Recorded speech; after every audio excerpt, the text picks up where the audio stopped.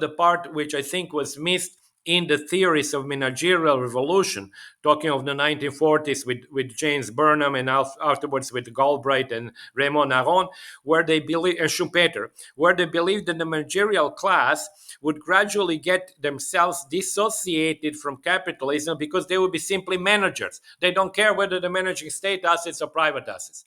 But if you are homoploutic, you cannot dissociate yourself from capitalism and private property because you are a rich capitalist.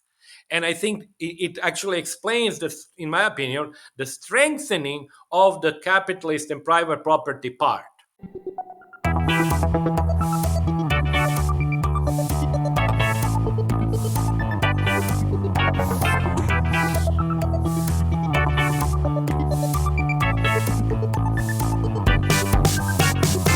Milan ou Tripoli, Vilnius ou Benghazi, Paris, Moscou, on fait le bunga, bunga, Bangkok ou Bogota, Le Caire. Hello everyone, welcome back to BungaCast, the global politics podcast at the end of history. I'm Alex Hochuli in São Paulo, Brazil, joined once again after a long time out. Philip Cunliffe, one-time co-host of this podcast, now contributing editor, calling in from the UK. Hi everybody. And I am delighted to welcome back onto the podcast, after a much longer absence, Branko Milanovic, research professor at the Graduate Center at the City University of New York and the author of, most recently, The Great Global Transformation, which is what we're going to be talking about today. So without further ado, I'm going to hand over to Phil. Thank you very much. It's actually a pleasure to be back. Excellent. It's great to have you back, Branko. So I enjoyed this book very much, and happy to say, I think, in fact, I enjoyed it the most of all of the books of yours that I've read, particularly for its broad sweep and the way in which it integrates certain political models of the world with the economic analysis of how the global economy is evolving.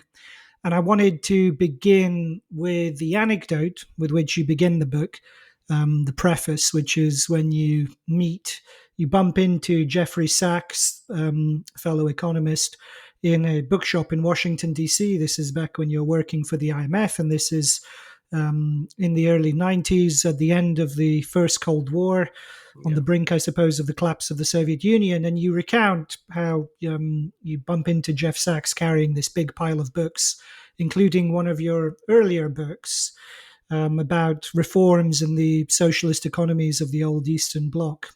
And you describe in the book how you inscribe Jeff's copy of your book, saying how wishing him best of luck in trying to salvage the old socialist economies of the Eastern Bloc.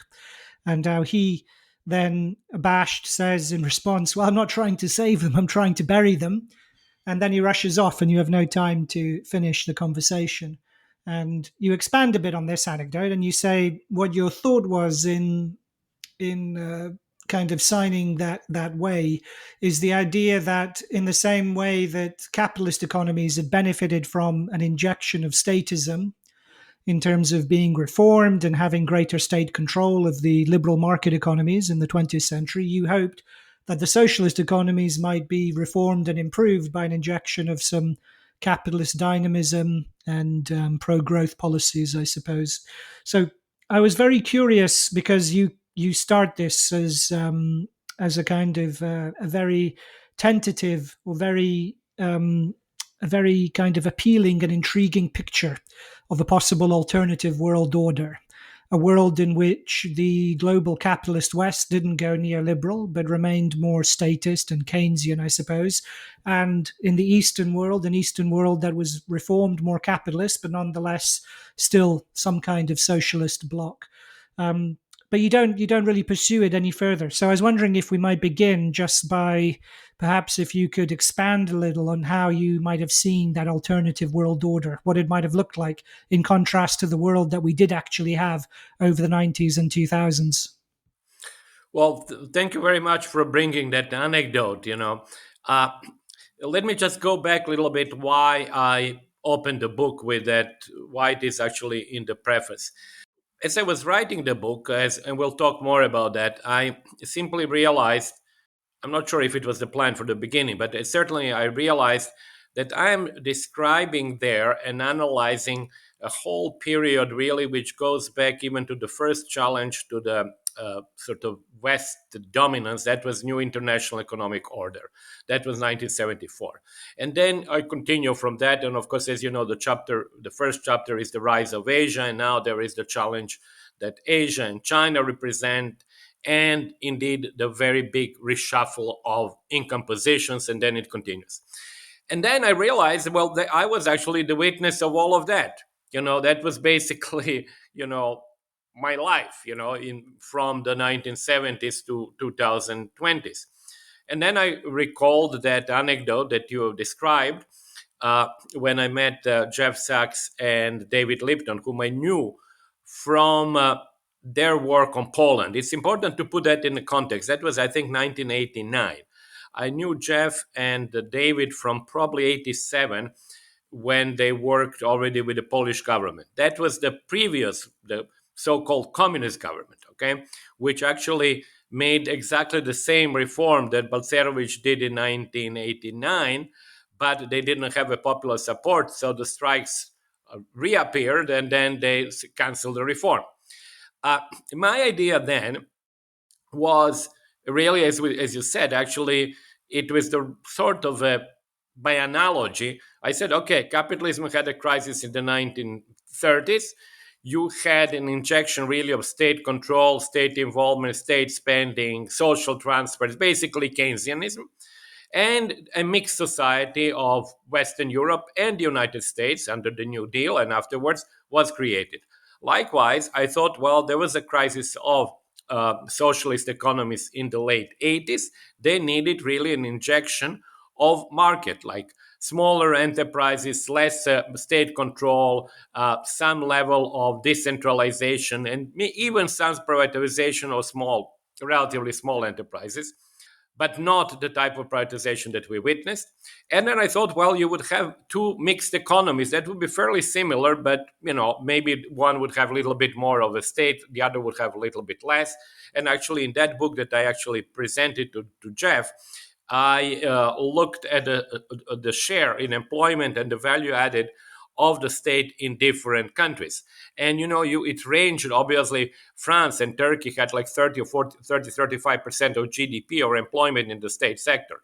And of course, socialist countries had 70 or 80. But this was the range. It was not like 0 and 100. So this is not black and white. So that was my idea. And actually, I thought that instead of neoliberalism that we got, and the big time privatization that happened in Eastern Europe, we would have essentially a mixed economies. I was obviously wrong because, of course, the outcome was quite different. But that was the idea which I had at that time. And when we look at that from today's perspective, I'm not sure that idea would have yielded worse outcome. Actually, I think it would have yielded a better outcome than what we witness today. So when you say about that better outcome, do you envisage a world that would have seen, say, equivalent rates of growth, the same kind of compression of global inequalities, more peaceful, less peaceful? I mean, how would you envisage this world, this alternative world order that didn't happen? I don't want to overdo it because obviously with a counterfactual, we can just go off the tangent and claim that everything would have phenomenal. But what I meant, if you look at the real world, the way it developed, if you imagine that first either the Soviet Union or afterwards, I'm not actually even sure that actually the breakup of the Soviet Union in that world that I was imagining was necessary. But leaving that aside, which is of course a big aside, if it happened to have moved more like China, I think we would be better off. In other words, these countries would be better off. They would be richer. They would be more peaceful. And, I don't want to jump directly into I will do that, however, chapter 4, where I actually describe the rise of Trump, Xi Jinping, and Putin. I think there is no doubt, actually, everybody who has studied Russia, and actually I spent quite a lot of time in the 1990s there, it was very clear that Putin's coming to power and his popularity was really residing or was derived from the excessive sort of neoliberal policies of kleptocratic policies under Yeltsin. So if you then see the real outcome was essentially kleptocracy under Yeltsin, total destruction of the economy and the country, and of course the need for a big leader. And actually, when he came, he immediately made things different. He actually took away some of the or exiled some of the oligarchs that were Yeltsin's oligarchs. So clearly, his rise to power was the result of neoliberal policies. And so was Xi Jinping's, because people forget that Xi Jinping came after that period where Hu Jintao was talking about the three represents, and where actually lots of rich people came to sort of dominate or influence state decisions and party decisions. So it was also a backlash against that. And finally, Trump is also a backlash that we see today. So that was my point, that I'm not really convinced that the outcome as we have witnessed it is better than that alternative world. Yeah, no, and I'm glad, in fact, that you brought in chapter 4, because I was very taken with this description about despite significant differences in terms of their political systems and national backgrounds and what have you. I was quite taken with the comparisons that you drew between Putin, Xi Jinping, and Trump as all being responses in very specific national contexts to the excesses of the previous periods within their own countries. Before we might circle back to those comparisons across China, Russia, and America. But before we do that, would it be possible if you could summarize the thrust of the book in terms of its economic arguments, and particularly the relative decline of the West with respect to China and East Asia? Yes, actually, let's start with the title. The title is The Great Global Transformation. It was not an accidental title. Obviously, it takes off from Polanyi's The Great Transformation. But the idea here is that we are really living in a period of great global transformation. What is this global transformation? It takes place, and that's the essential idea of the book. It takes place at two levels. First, it is a transformation in the sense that Asia has now become economically much more important than it used to be 30 years ago. And it's not only China, it's also India, Indonesia, Vietnam, Thailand. So if you look at the distribution of economic activity, and that's what the first chapter does, you certainly have this is like, you look at the numbers. China is now producing 22% of the global output calculated at purchasing power parity prices. US is producing 15%. That's a major change. You look, for example, at UK and India. UK and India were both producing 3% of global output in the 1980s. India is producing almost 9% now. UK is producing 2%. So we are actually witnessing a change which is equivalent, or actually bigger, because there are more people in the world, to the change that happened with the Industrial Revolution. When, of course, the Western countries, first Europe and later the United States and finally Japan, became much richer and their share went up. So this is at one level. But that particular change, and that was then discussed in chapter 2, leads to geopolitical conflict, because China becomes quite important. Other countries become possible economic and political poles, like in the multipolar world. And so it leads to the geopolitical tension, let's say, between the hegemon and the would-be hegemon.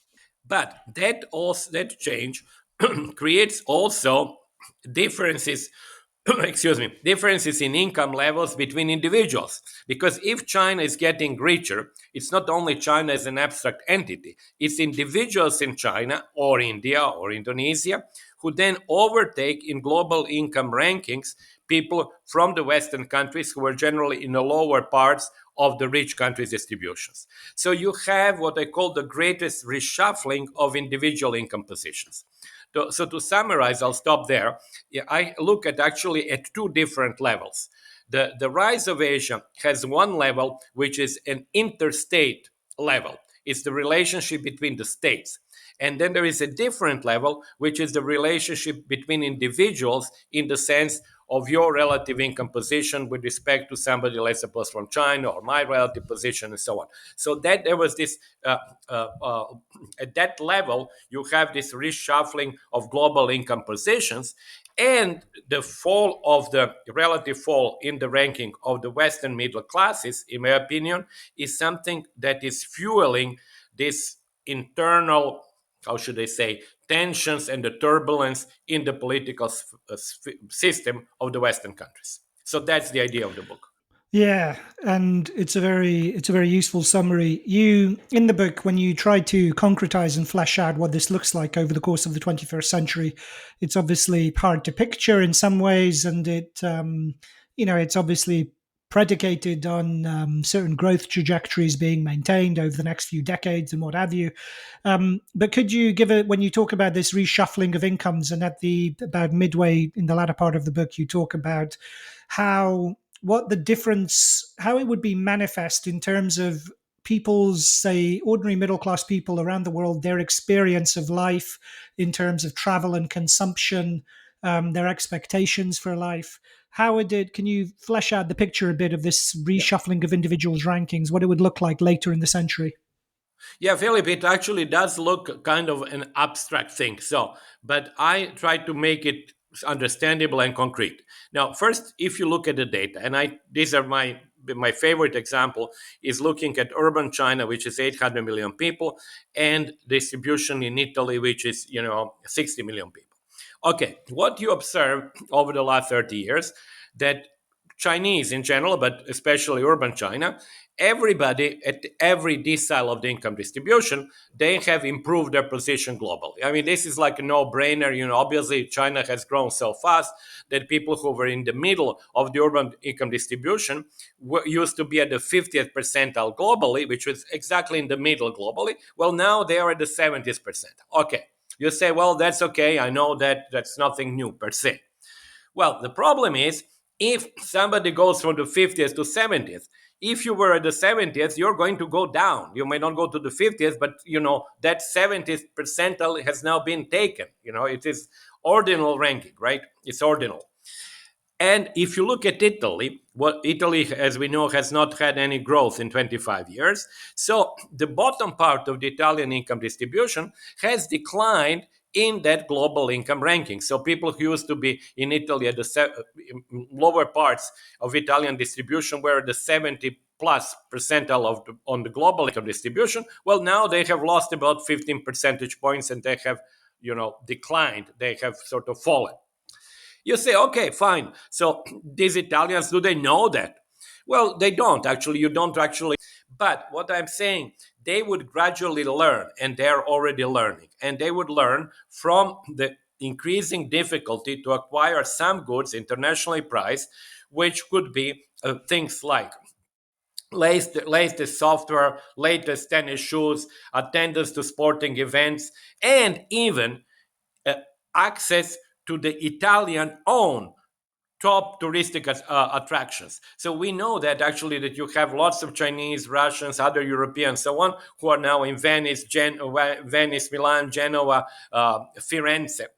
So it's actually what you would notice is that certain things which used to be accessible to you become less so. Another example just a sort of example, while a 2 or 3 week vacation was accessible both to a German engineer and to a German, technician or like a semi-skilled worker, well, it will not be accessible anymore in Thailand for the worker, simply because it will be too expensive. So Thailand would become for, a German worker, like, for example, what Italy is for them, relatively expensive. So maybe they would go somewhere else. Maybe they'll go to Mali.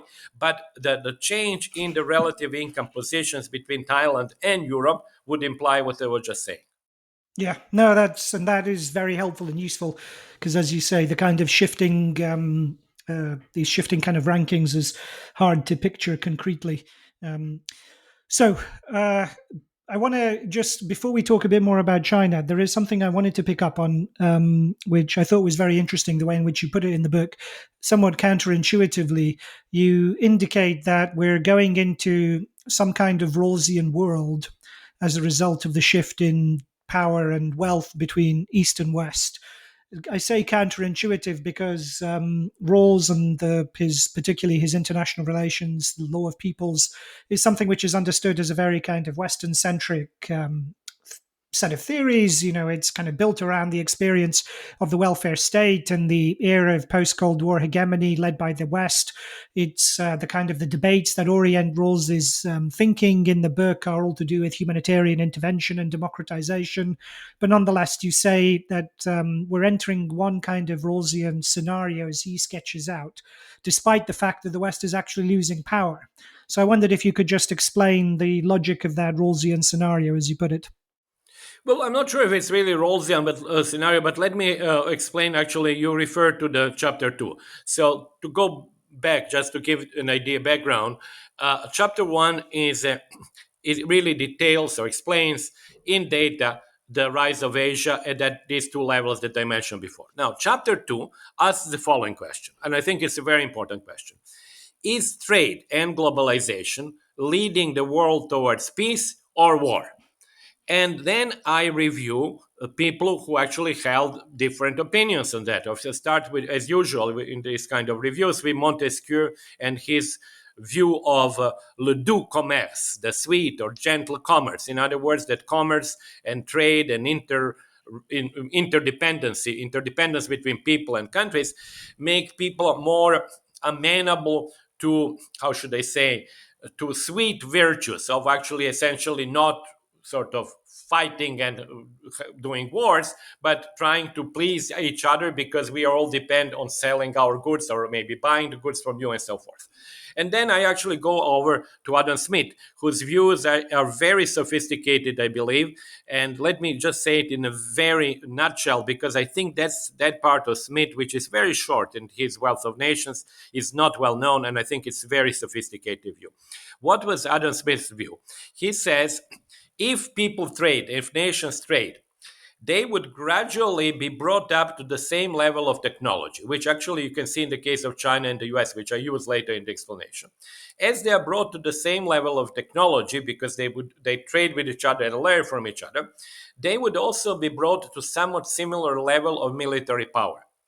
If they are brought to a somewhat similar level of military power, the balance of power and the fear of each other would maintain peace. So you have in Adam Smith essentially balance of power theory, which maintains peace, but it comes as the result of mutual interaction and commerce. And of course, that's something that I used very much in the discussion about US-China relationship. And also, I think that the balance of power that Adam Smith introduces, of course, has been used a lot by international relation theorists and others. And then I come to the opposite view, which goes back to John Hobson and then continues with Rosa Luxemburg and with Lenin, which is imperialist competition. Things which are quite well known, actually written before World War I, that eventually imperialist competition for resources, raw materials and markets leads to conflict. And then I come to Rawls.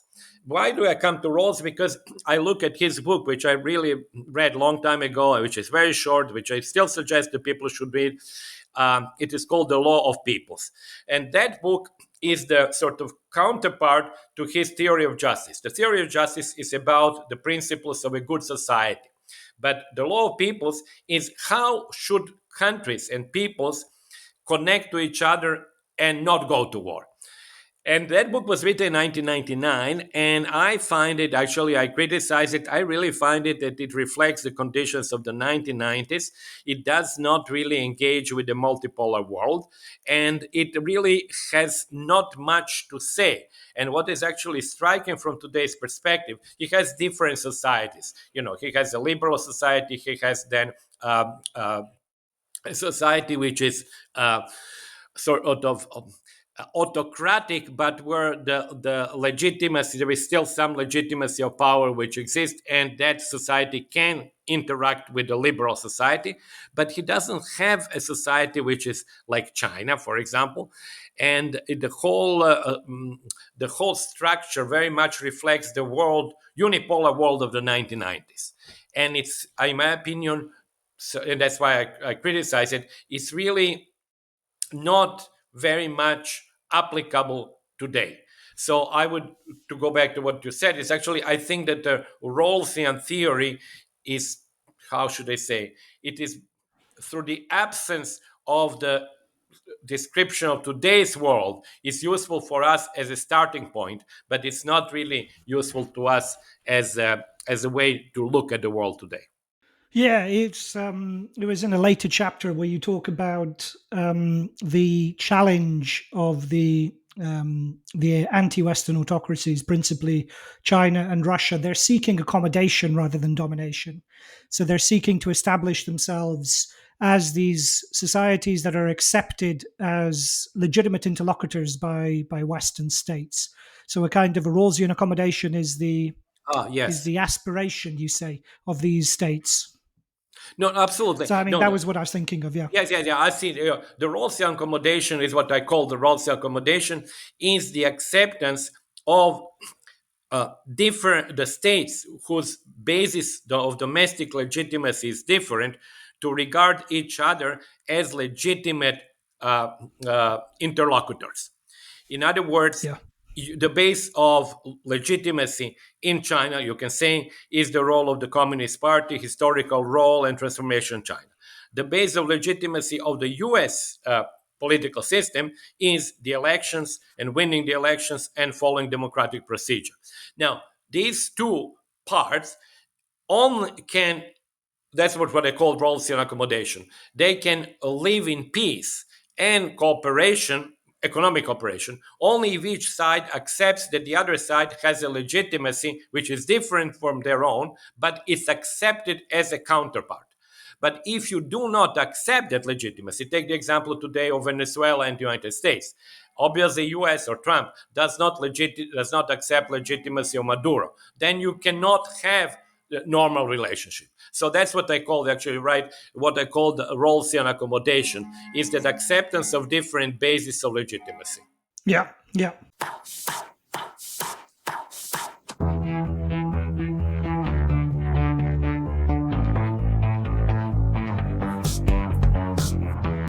So that takes us to thinking a bit more about China. And in the book, you talk about this. You've mentioned already your review of the old Marxist theories of imperialism, principally Lenin and Luxembourg.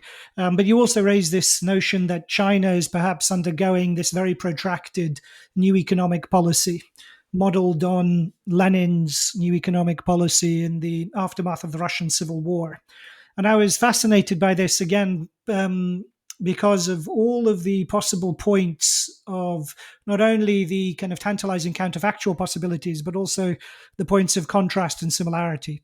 So I suppose the similarities are obvious in as much as you have Communist Party rule over a largely capitalist economy. But obviously in Russia, the end of the new economic period or the new economic policy leads into it kind of claps inwards into Stalinism and the state swallowing up the entirety of the private economy. Whereas in China, as you say, though Xi Jinping has kind of tightened the screws, you still have what is, to all intents and purposes, very powerful and large capitalist economy. So I was wondering, given the differences in they're at other ends of the century. They are all different in all sorts of ways. I was wondering if you could elaborate a bit more for our listeners, our viewers, on where the points of comparison are and why it's a useful comparison to draw in thinking about the Chinese Communist Party today. I think it's a useful comparison. Let me, of course, you have introduced it very well. So let me just say why I think it is useful. I think a self-serving view from the West was, after Deng's reforms from the early 1980s and continued afterwards, is that somehow Chinese quote-unquote economic development and quote-unquote modernization would ultimately lead to a democratic transformation. So the basic idea was, okay, China is like South Korea. Of course, they have a dictatorial regime. Then they become much richer. Then there is a formation of the middle class. The middle class asks for more rights. And then eventually there is some kind of a multi-party democracy. Now, I'm not saying that it may not happen, because obviously I don't know what will happen in the next 50 or 100 years. But one can look at Chinese transformation, and Chinese themselves have actually given quite a lot of indications, including Deng Xiaoping, that the Chinese transformation is not going to follow that particular model. And when Deng Xiaoping spoke, he spoke of the new economic policies for another 100 or more years. And the idea, as you were saying, is essentially the idea that Lenin had in 1921, and unfortunately lasted only for 7 years until Stalin sort of took off with collectivization. But the idea is capitalists can develop, they become rich, we would let them do all of that, but the centers of decision making and the autonomy of the state would be maintained. And when you read Chinese history, and I'm talking about history of, last two, maybe the Mings and the Qing dynasty, you always find that the state power was kept, sort of jealously kept, away from the hands of the merchants, and there was no capitalist class, but the merchant class. And people have made this comparison how the merchant class in medieval Europe, and then later in the Netherlands and Italian cities and so forth in England later, basically took over the state power and, of course, implemented policies, including, for example, policies against any worker organizations that were that were advantageous and that were good for the merchant class or capitalists. And then, on the other hand, how in China that did not happen historically. So, that's why I think that we can legitimately see this policy not as something which would evolve towards some kind of a democratic capitalist China in the future, although it might happen, but I'm just seeing it from the point of view of what I think is Chinese leadership. And it's a position, we have a new economic policy, we let people get rich, as Deng Xiaoping, being rich is glorious, but we will never let them get to the centers of decision-making, political decision-making. Yeah, so I suppose, and it's very useful to expand on it. I suppose I was also interested in it from looking at it internally from the view of socialist and communist history. So in the classical Leninist NEP, the idea was as a kind of stopgap to allow the economy to recover, and in the conditions of Russia's geopolitical isolation, surrounded by hostile states and very wary and conscious of its political weakness. With the hope that the hope of the spread of the revolution to the wealthier states of Europe, that would then in due course allow for peaceful federation and cooperative industrialization and so on, the transcendence of geopolitical rivalry and a new cooperative commonwealth, I suppose, a socialist commonwealth. So that is the idea of the Leninist vision of the NEP is a very different one from this Dengist idea of 100 years of NEP, particularly in conditions where China is very geopolitically secure. And I suppose I wonder, on that point, internally from the viewpoint of is it possible from within, if there is any coherence to Chinese communism as an ideology, any kind of telos that is meaningful to its own internal world and its own practices of legitimacy, how does it work to talk about a new economic policy for 100 years? Doesn't it need to reach some kind of culmination? I think that's what I meant in the very beginning when I said that the view of Chinese development in the 80s and the 90s in the West was a little bit teleological view. It's actually, yes, of course, this is now the development under the current conditions, but as I was saying before, these conditions will change and China will become a democracy. When I use this alternative explanation for Chinese developments, which goes back, as you said, to new economic policy, I don't mean that the conditions are the same. Obviously conditions today in China are different from what were conditions in 1921 or 22 in the Soviet Russia. But the idea, I think, is very similar, in my opinion, to Lenin's idea of state controlling, keeping control over the political heights of the of or economic heights, even, because you see that in China as well. China is still keeping control economically of the important sectors. Obviously, electricity, steel production, banking system, commercial, system is still essentially state owned. So I think this idea of the state not withering away, if you will, but really being strong, and the state interest taking primacy compared to the narrow capitalist interest, I think that is actually something which is applicable or which is similar. And we have seen this, in the case, for example, the most famous case of Jack Ma. As you know, his IPO was cancelled less than 24 hours. That was the largest IPO in history, and it was cancelled 24 hours before. And it was cancelled, actually, that was an interesting detail, by a phone call from the relatively low level of the guy who called him was relatively low level in the state administration. So they simply, why it is basically a show of power. It is, we are not going to have Xi Jinping call you. We are going to have a low level tell you you cannot do it. Yeah. And I think that was actually, in my opinion, in that sense, new economic policy, the idea is similar to what we have seen in China in the last, probably 20, 30 years. Even, I'm not speaking only of the current government, which makes, I think, that more obvious, but even previously, maybe we have seen some hints of that. Yeah, no, I mean, I suppose it's this that fascinates me is on the one hand, the justification in terms of Leninist doctrine, but on the other hand, obviously, the notion of the withering away of the state in China would be completely nonsensical. Yeah. Aside from the jealous way in which the Chinese Communist Party guards power. In addition to that, there's no real precedent for it in Chinese history, no tradition of independent power in civil society, which would allow for that notion of self-organization, without the state, which infuses the kind of Marxian thought as well on the matter.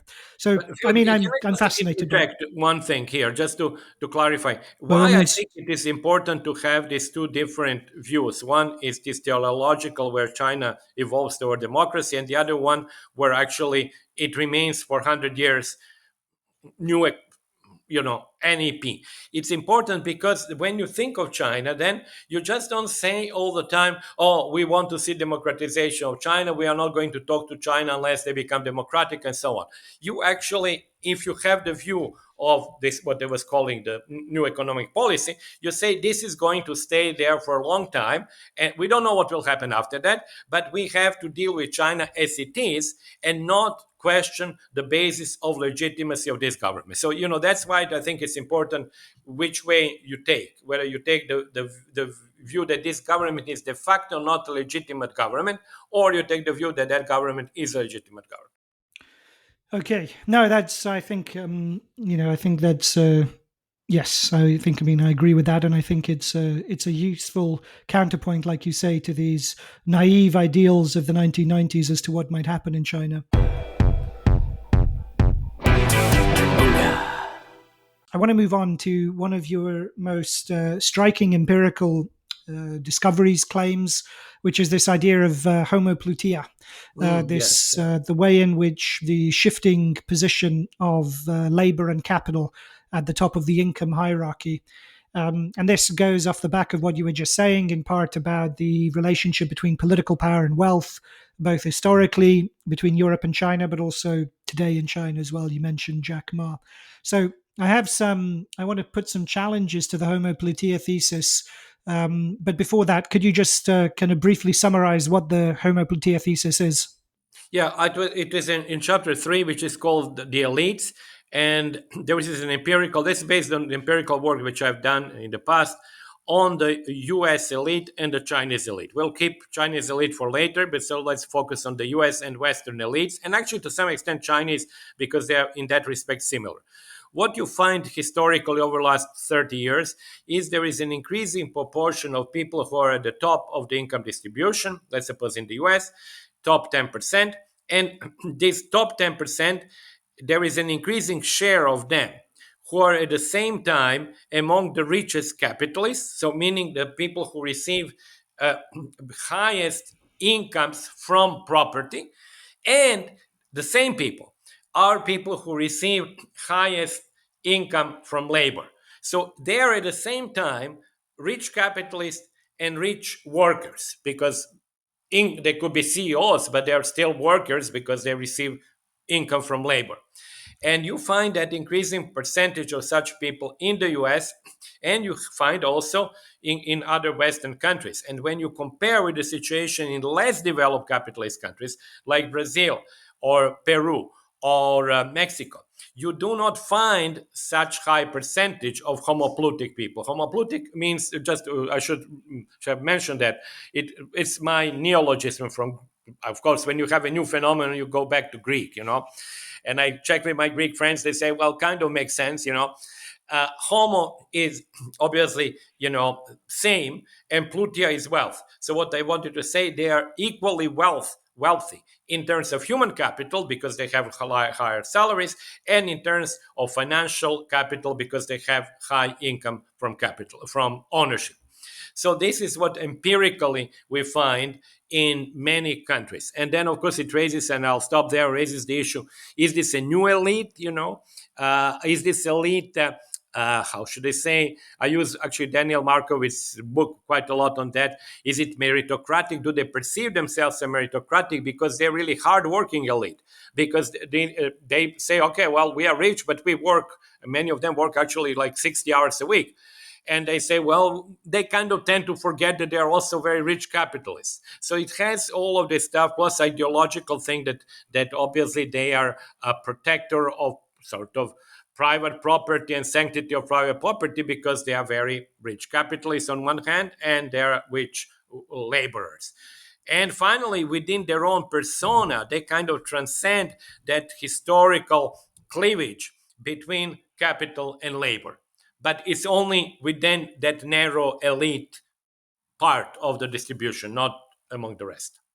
Do you think, I mean, so it's notwithstanding the fact that it's a relatively small segment of the population, so the 19th century socialist ideal was those who work should rule.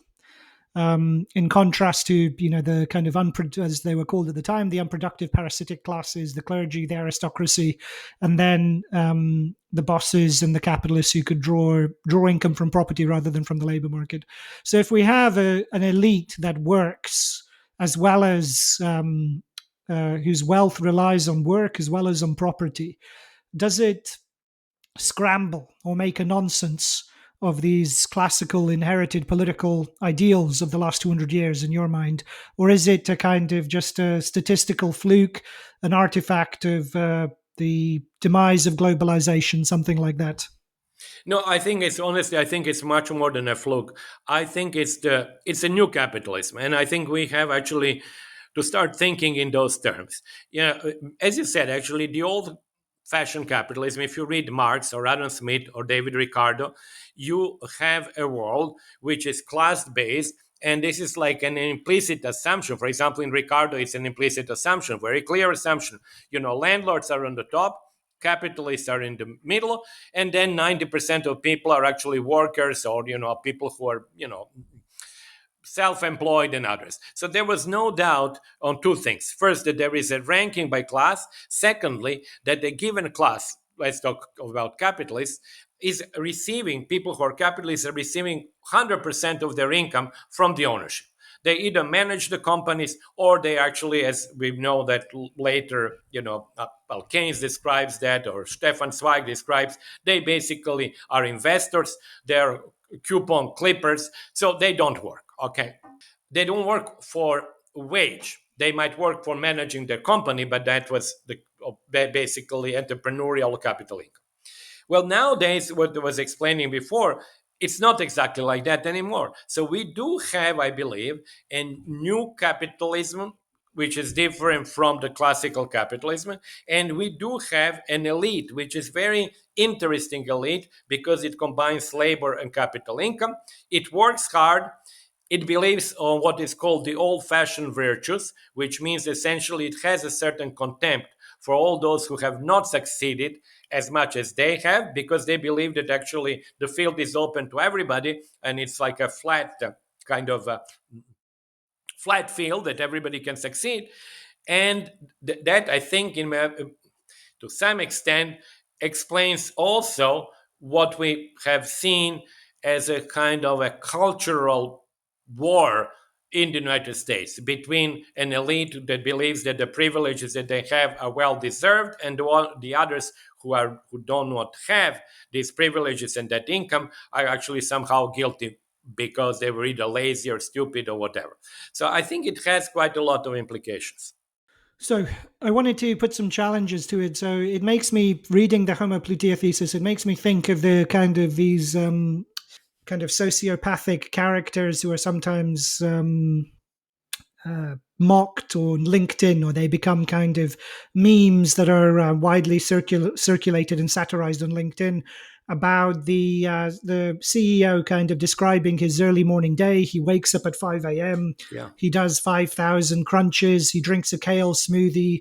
He meditates in his journal. Then he starts answering emails at 6:30 a.m. and then he goes in, and then the joke is he goes into the office of the company owned by his dad at 9 a.m. Yeah. And so, and I understand the idea that it's a completely different model of compared to the late 19th century, early 20th century, where the bourgeoisie aspired to, the life on the Riviera, Yes. and aspired to take on the habits and customs of the aristocracy. The life of leisure was the thing to be aspired to, rather than the Silicon Valley grind, which is the aspirational ideals of capitalism today.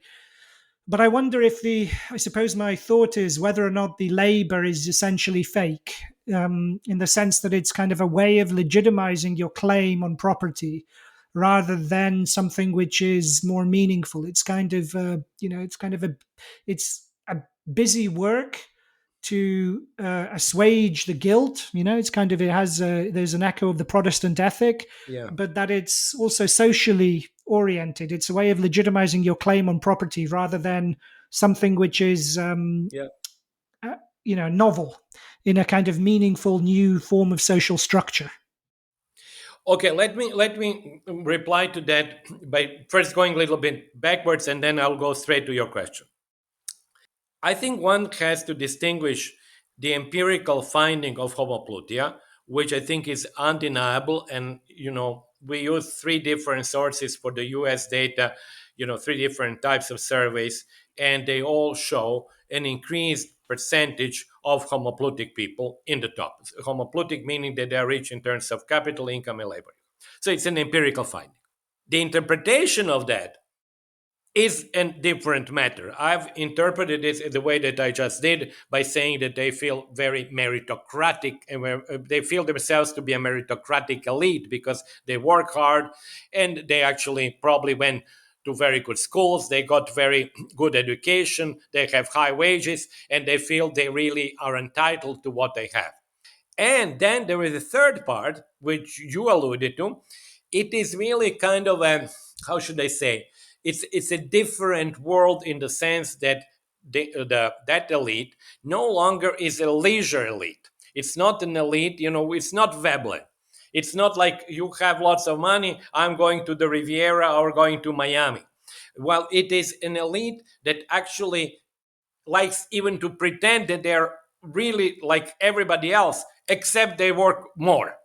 So it's a new, maybe it's a Protestant, maybe, I don't know, but I think it's a new kind of ideology where work is really seen as, well, that's a bad term, but I have to say it's macho, as something really that is great by itself.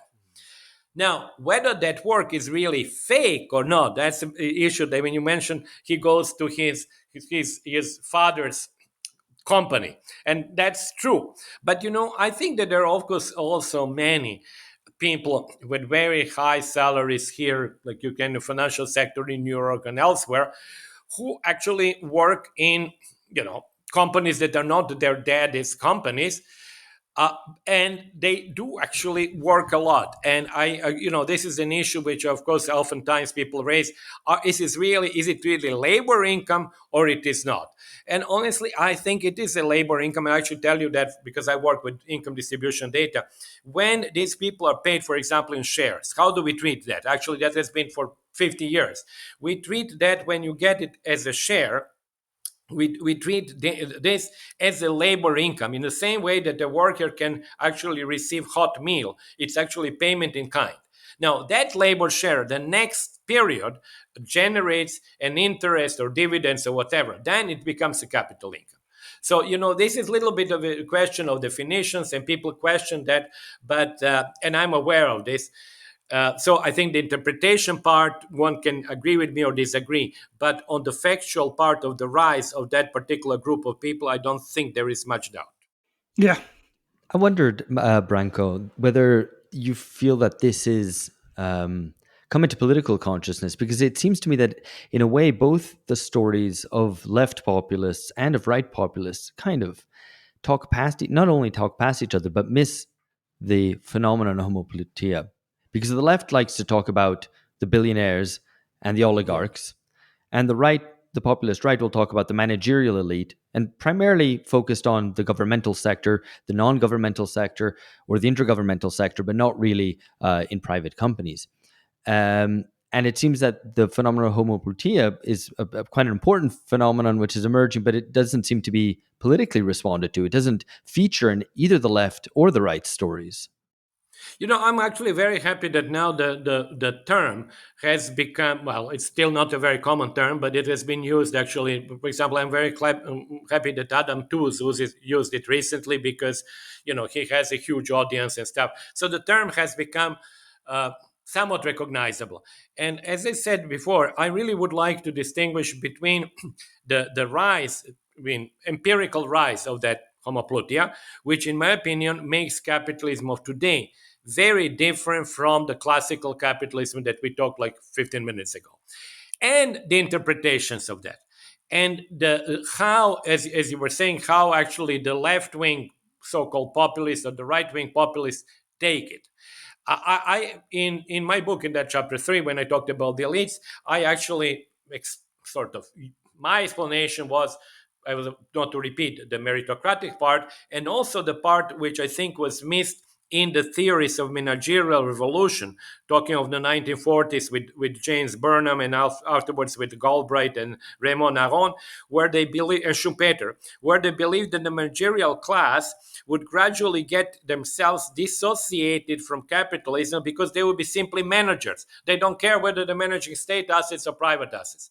But if you are homoploutic, you cannot dissociate yourself from capitalism and private property because you are a rich capitalist. And I think it actually explains, in my opinion, the strengthening of the capitalist and private property part, which the theoreticians of the 60s and the 70s really did not believe. Yeah. So this ties into, I suppose, you touch upon the role of the middle classes in the latter third of the book, I believe, the kind of technocratic managerial classes who are squeezed in various ways, the middle income distribution, some of whom I suppose, some of whom will turn to left populism as their position is kind of relatively eroded, as they're no longer able to afford the lifestyle that they aspired to in the fashionable quarters of inner cities. But there'll also be a segment of that class that is allied to homoploutia, as well, as you say, or loyal in some way to that group. So I wondered if you could talk a bit about that, and also, I'm very curious to put to you to hear your thoughts about David Graeber's thesis about bullshit jobs. So this notion that we have sway that a lot of the private sector is swathes of it is essentially a make work scheme for white collar clerical work for the middle classes. And the reason I want to put it, I'm curious to know because obviously it's a thesis that he inferred from people's subjective experience of work. He didn't really tally it alongside income distributions or kind of the shifting positions of people in a global hierarchy of income and labor and capital. but I'm interested in it because it seems to me whether or not it points again to dimensions of this new capitalism. The idea that instead of the state kind of providing make work schemes for the middle classes and for bureaucracy, we have these enormous make work schemes, but they're provided by the corporate sector. Yeah. And but the work is essentially, again, it's not really meaningful or substantive in terms of relationship to output. It's just there to keep people busy, essentially. So Yeah. I don't believe you touched on Graeber in the book. So I'm No. curious to see what you make of the thesis. I honestly don't know. I know the thesis. My work has not looked at that. So I've looked at. We're talking about chapter 3. I've looked at the elites. That was based on the earlier work.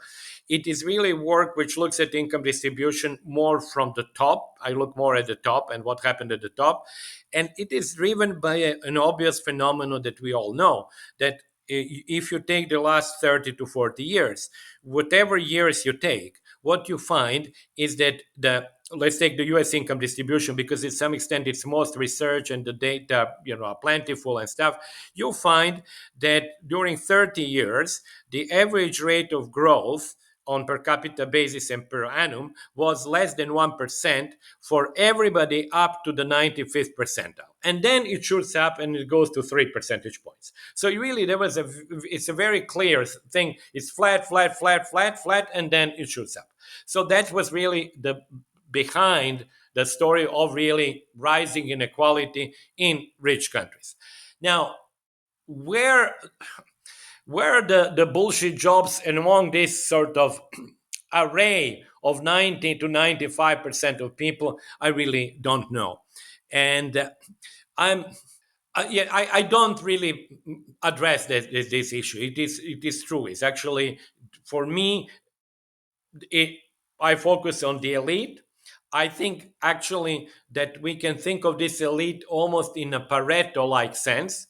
That's where I think Pareto, the combination of Pareto and Marx, is quite useful, because I think Marx's view was of this classical capitalism where the top of the income distribution is composed only on people who have capital income, whereas Pareto actually looked always at the elite. And these elites were very heterogeneous.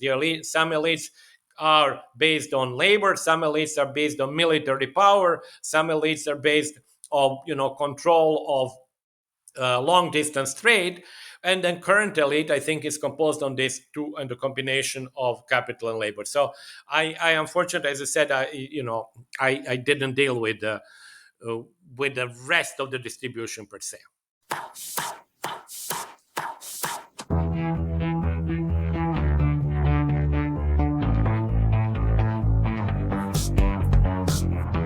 So that takes us to the last couple of questions I wanted to ask you, which was to flesh out this idea of, as you put it, national market liberalism, so that we're seeing the end of global neoliberalism, but not the end of neoliberalism, in your view, at least in Western states, where we're seeing a retrenchment.